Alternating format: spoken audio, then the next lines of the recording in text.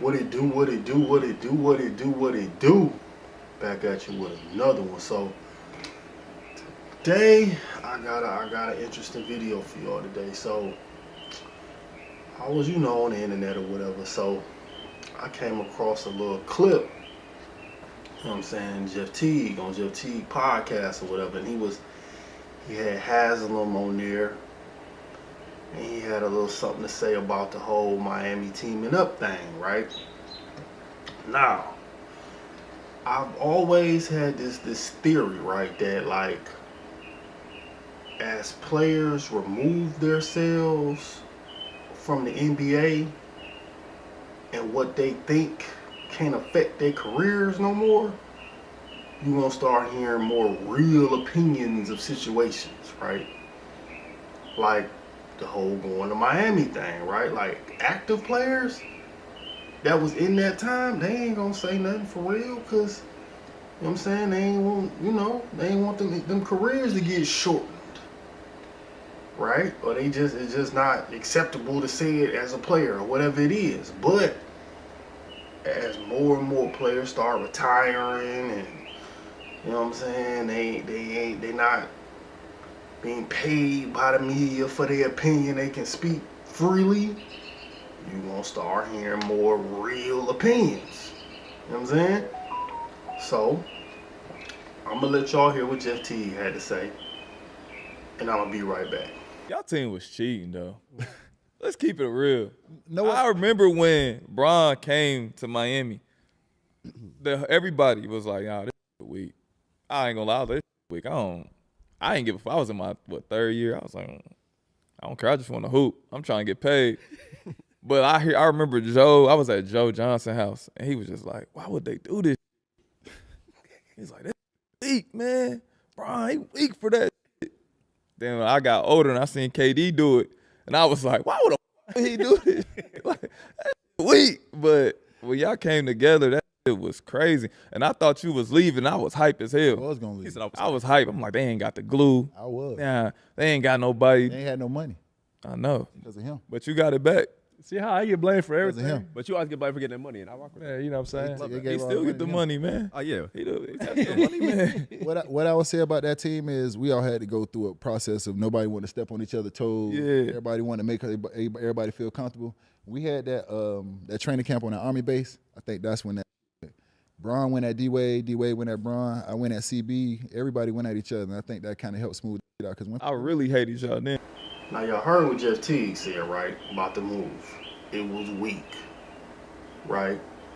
Which it was. You know what I'm saying? It was weak. It was weak, right? But it gets like over time, what they did was the media is slick, right? They diluted the real impact of the move by always referring to teams as having a big three, right? But the slick way that they do it is the teams that they refer to as having a big three, those three players don't have the same significance as the three players that was on the Heat. You know what I'm saying? Like, it don't be three players in the same era that was literally 1, 2 in the top 5 of that era. It don't be that significant. It be like an all-star, a role player, and another role player as the players that they say is the big three. You know what I'm saying? It don't ever be the same significance. You know what I mean? When they refer to it. So it's like when you hear it a lot, it make it seem more common than a one-off, because it's never been three players in their prime to join one team. That never happened. That was a one-off. You know what I'm saying? That was a one-off. Before that, it never happened before. That was a one of one. You done had trades, you done had draft, you done had all type of crazy ways where great teams got together. But three players in their prime as free agents joining one team, that was the first time that ever happened. You know what I'm saying? So, and this is something else that make it more significant, right? The structure of the NBA at that time, right? Because how the NBA was then, it was like you had one star, an all-star, and now you a contender. That was that was pretty much it. That was the NBA. You had Shaq, Powell, contender.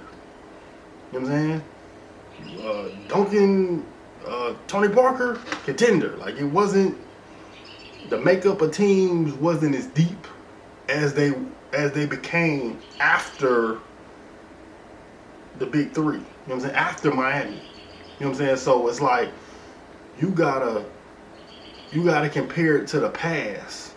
You can't compare it to what teams had to do to compete with it. You know what I'm saying? Like, and then another thing, at that time, right, people forget, like, Bosh and Wade was them guys individually. They were both on playoff teams individually as the man, right? So then when you go and join, all three y'all get on one team, oh, that next year, them two teams in the playoffs really not playoff teams because you took the best player off of two teams and y'all all joined one team. You know what I'm saying? So when you go to the playoffs that next year, yeah, it's two teams in there, but they really shouldn't be in there. You know what I'm saying? Bosh was on the playoff team. Brown was on the playoff team.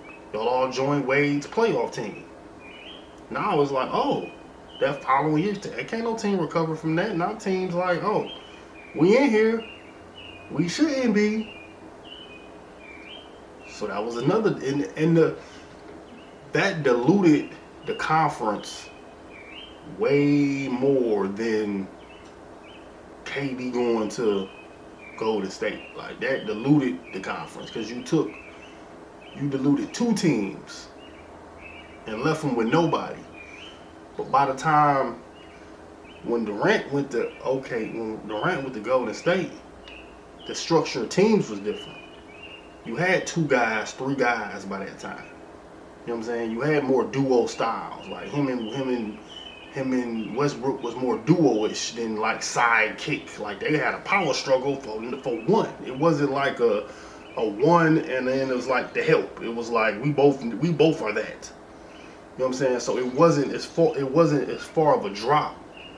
And the West was always a dominant conference. So it's like the next team up. Like it wasn't like you know what I'm saying? It wasn't like teams barely scratching and clawing to get in the playoffs. It was the dominant conference. You know what I mean? So it didn't have the same significance, right? But when we talk about, oh, he went to 9 straight finals, yeah, we leave out the fact that it's like it sounds good until you add context to it. It sounds great till you bring up he diluted the conference and built a super team. You know what I'm saying? And had the first. I mean, it's like if you take any era, right, and you take the best player of the era, the second best player of the era, and a top 5 player in the era and put them on the same team, like, what do you expect to happen?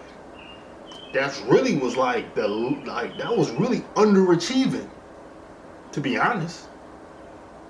Because you do that with any other era, it might be 10 ring. It might really be not 1, not 2, not 3. You know what I'm saying? Come on now. That's like adding. We just gonna throw Ray Allen on the Kobe and Shaq Lakers. You know what I'm saying? We just gonna get Jordan Ewing. We gonna get Jordan, Charles Barkley, and Karl Malone. You know what I'm saying? Like it's like laughable when you let everybody else do it. You know what I'm saying? It's like, oh, and this the GOAT when you got people who did more with less. Come on now, make it make sense. You know what I'm saying? Make it make sense. So, but yeah, that listen. Jeff Teague hit the nail right on the head. But it's like, as players remove themselves from the league, right, and more people can speak their true opinions, right, Their true opinions. For whatever reason, they don't say nothing in the league. I don't know why. Whatever. Powers may be. I don't know. Whatever. But as more and more players get older, you know, when you get old, you get a certain level of don't give a. You know what I'm saying? Your don't give up level increases with age. You know what I'm saying? Like your filter kind of get a little thin as you get older. Like you kind of don't bite your tongue no more as you get older, right? And I'm ready for some of these GMs to start retiring and the real juice start coming out. You know what I'm saying? Because I'm standing on this and I'm saying it. It's not gonna be like no last. It's gonna be like a tell-all. That's what it's gonna be. It's gonna be like a LeBron tell-all with everybody telling all this stuff that was going on behind the scenes, blah blah blah blah blah. That's my theory. You know what I'm saying? Because it's starting to squeak out now. You got this. You got people saying, "Oh, that was weak." That's their real opinion. And you got the juice. You know what I'm saying? It's starting to slowly come together here and there, little peaks, and you know what I'm saying. So that's how I feel it's gonna be. So yeah, man, it was a weak move, right? The media what the media did was, this is how the media slick. They took everything they really would have said about LeBron and just said it about KD. You know what I'm saying? Like, that's what they really did. Like, all the stuff they really meant to say, they really should have said about LeBron, they went and said it about KD. Now, look, this is my thoughts on that, right? Was the KD move weak? In theory, yeah, it was, right? But I look at it like this.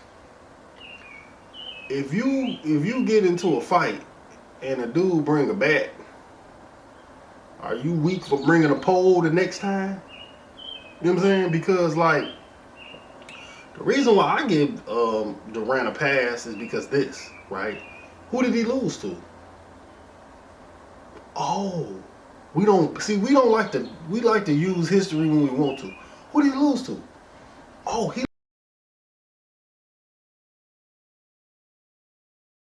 lost to LeBron and his super team. Oh, in OKC, right? Now, if you remove that super team out the way, it's a strong possibility that KD get his first ring in OKC. Right, then we just move on to the next. Then the real rivalry would have ended up being Golden State and OKC. LeBron would have had to get his he would have had to get his Gary Payton on and jump on somebody on one of these young Bucks team to get his ring. Then he would have just got passed up. That whole little era would have just got passed up. It would have been about KD and Durant now. You know what I'm saying? We don't bring that up like how he got jugged out of his first ring by the Heat. So I look at Golden State like the payback. Like, okay, you jugged me out of one. I'm going to do what you did. Right? And I love how, and I'm going to get mine back on the back end. That's all I look at Golden State was. He got his championship back on the back end. You know what I'm saying? I love how people like to find little different, well, he joined this team and that was, listen, man, I don't care how he got there. The end result was a super team, right? If we traveling, you take a plane, I take a bus, but we both going to Cali. Where we at? We both in Cali. Regardless of how we got there, we at the same place. People like to find circumstantial differences and act like that changes the end result. The end result was a super team. Period. And then we talk about like Golden State versus Cleveland. Like, Cleveland wasn't a super team too. Cleveland was that too. It wasn't that to the same significance as the Heat, but Kyrie Love and Brown was still a super team. So it's like super team versus super team, even. You know what I'm saying? But it's like we didn't got to this point where it's like when it comes to LeBron, it's like if he don't have a head and shoulders advantage, it's not fair. You know what I'm saying? Like, if it's even, it's not fair. Like, that's the narrative that they like to play. Like, well, he had to go against this team. Well, we wasn't crying when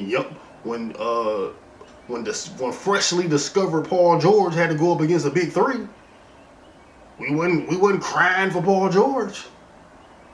You know what I'm saying? We wasn't crying for 5'9" Isaiah Thomas that had to go up against Brian, Kyrie, and Love. We wasn't crying for him. So why is we crying for LeBron when it's even? It's LeBron, KD, Kyrie, Steph, Kevin Love, Draymond. I mean, Kevin Love, Clay. Like, what are we crying about? Like, if you great, go do something great. Simple.